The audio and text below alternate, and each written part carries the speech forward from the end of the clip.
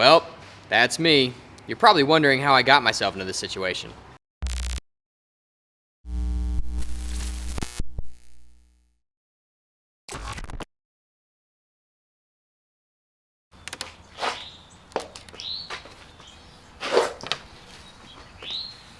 Alright, so we're finishing the car today, and part of that is building gaskets for our fenders. So right now I'm just going to run some tape lines around, and that'll give us kind of a guide, and then we're going to Nakai-san this thing and just use some silicone to build custom gaskets for every single fender on this car.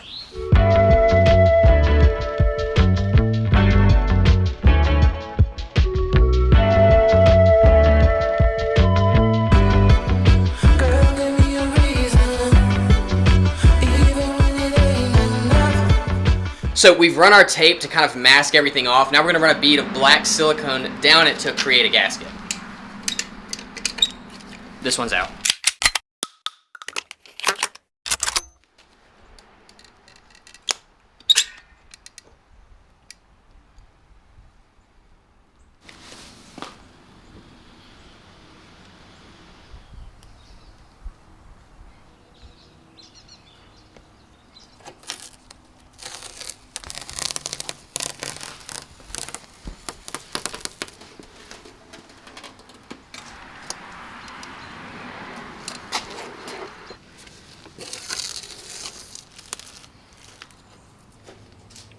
Alright, so that is my first time using silicone to kind of create a gasket around fenders. I haven't done it in the past because I was worried I would need to pull the over fender off for one reason or another. But after owning several wide-bodied over fendered cars, I realized you never really pull the fenders off. So we're going to start doing this on all of them because it just looks so much cleaner. So now that that's done, I'm really glad because I was a little nervous about it. It's the first time to ever do it. We are going to put our bumpers back on. So the bumpers have been off for a while. I've had them kind of resting on the car recently, just kind of see what it looks like. But it's officially time to mount them and get them on for the final time. So I'm really excited to see this thing complete and everything mounted together. And then we've got a few more things to paint and touch up, and then we'll be ready to take this thing for a drive. Next on the list is our cracked passenger mirror. Now to fix a crack in anything, you have to stop it. Now you'll see these cracks would just continue if we left them alone. So we're going to drill holes at the end of every single one. That way it won't crack anymore, and then we can actually make the light look, or the head, what's this thing called? The mirror, look pretty and finished and all that cool stuff.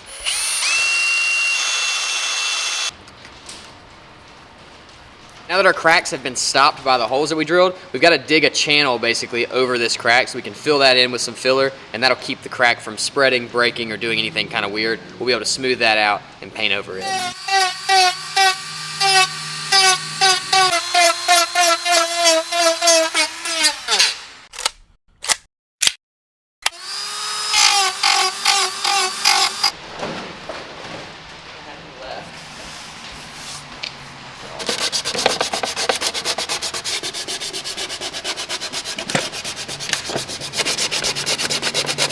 So normally I would use like a plastic epoxy for this.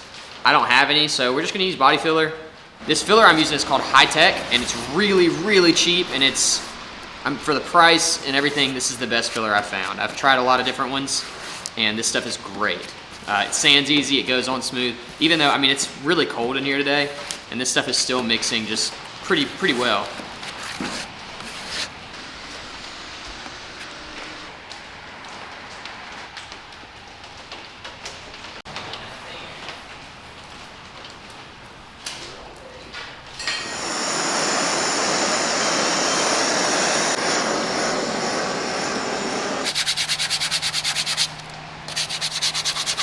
All right, so that is smooth and repaired now. It feels really good. We're gonna take it back to the paint booth so we can finish it out all the way and paint it.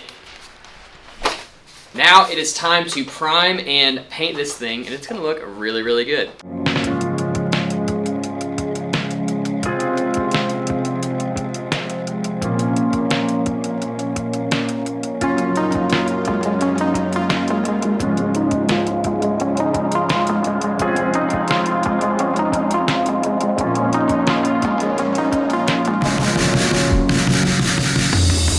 Decided to paint the mirrors black just to tie it in with the whole kind of top half of the car, and I think it came out really, really awesome. And it does look good sitting here, but you know where it would look even better? On the road. Let's take it for a drive.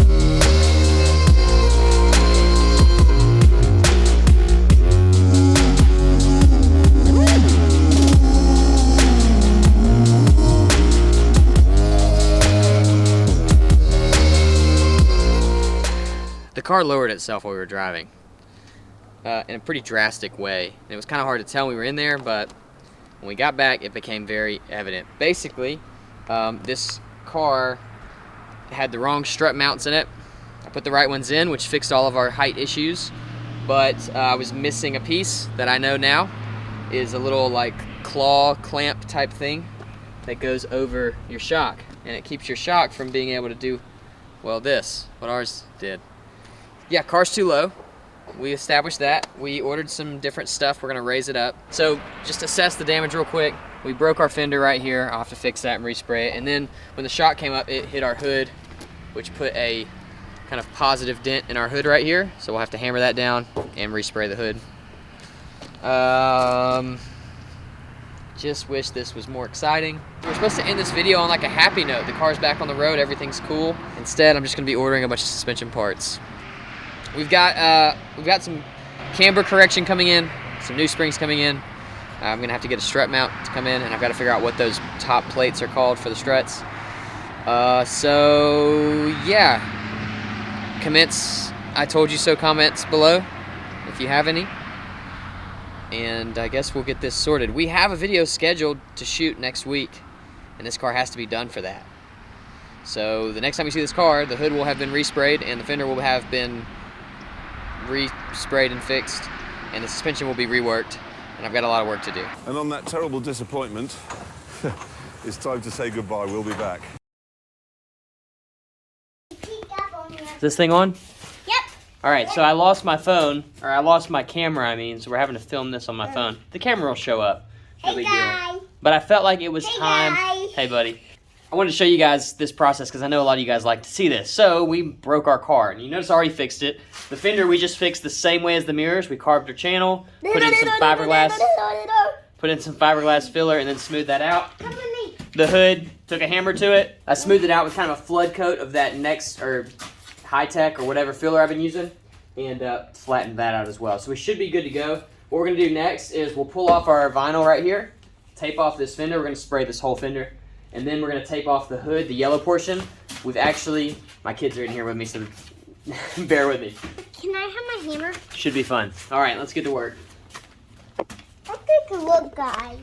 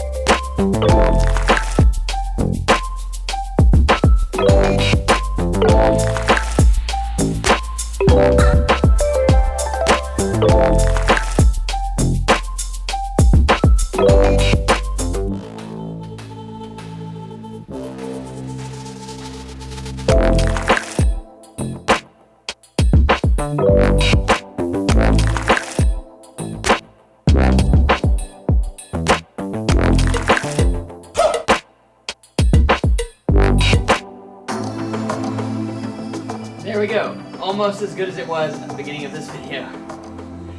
This has been a trip.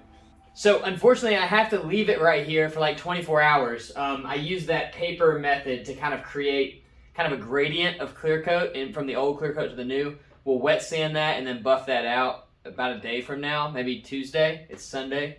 Also, yes, this issue resulted in me filming the day this thing's going up. Anyway, we'll buff that out and it'll all be smooth. At least I think it will. I saw Chris Fix do it one time, so I think it's going to work. This one's is kind of the same way. We got a very light line at the bottom that we're going to buff and polish. I hope it works. If so, that's a pretty cool trick. It came out really good. The fixes look okay. I think we're going to be good to move forward. I've got to order some more vinyl as well because we're out. So this really just it's really just a lot of happy news here. But at least we are finishing with something other than a broken car. And the reason we had to finish it is we have a video shoot scheduled with Chemical Guys Wednesday. And it's to detail the car. That's why we've been letting it get so dirty, if you were wondering. So we're going to do a full detail on the car, and I just didn't want the car to be broken on that day. So we will get this polished. I'm not sure if the vinyl will get here in time to be able to redo the graphics, and if not, it's okay. We'll just relay them later. It's just like 2 pieces. But we'll get it all sorted, polished, and everything, and ready to go. As you can see, it's cold today, so painting was a little bit hard, but I used my heater, and I heated up my clear coat, and I heated up my panels, and it all laid out really good, honestly. Kind of surprised. So the other part of the reason that I wanted to get this kind of to a finished state is so I could talk to you guys about what we're doing. I didn't want to end on a bad note and then talk to you about what is happening with this car and why we even built it in the first place. So about 9 months ago, I think it was around 9 months ago, my uncle got diagnosed with ALS, or Lou Gehrig's disease. If you don't know, it's basically a disease that shuts off certain functions of your body over time, and eventually it all just kind of shuts down. It's a horrible, horrible disease.